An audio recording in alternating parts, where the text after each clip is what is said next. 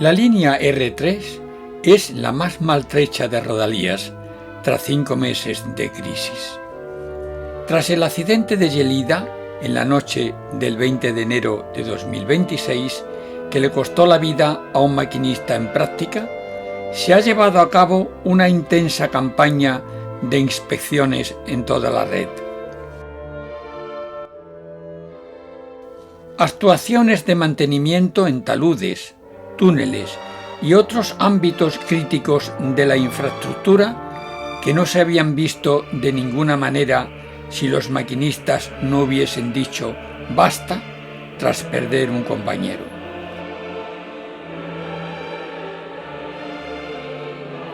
Las 216 limitaciones temporales de velocidad que había a finales de enero se ha reducido a 138, con una inversión de 167 millones en obras de emergencia.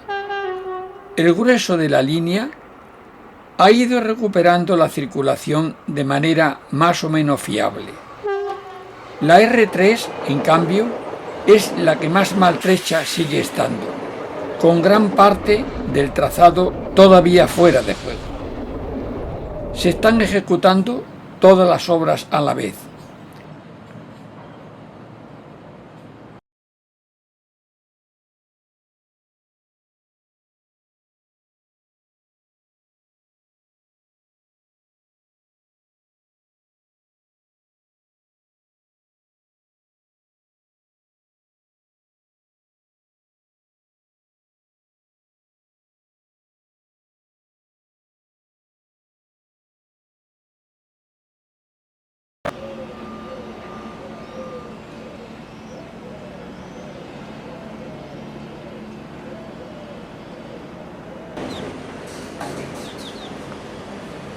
Así van las obras en el tramo entre Parés del Vallet y La Garriga, que se espera esté en servicio a principios de 2027.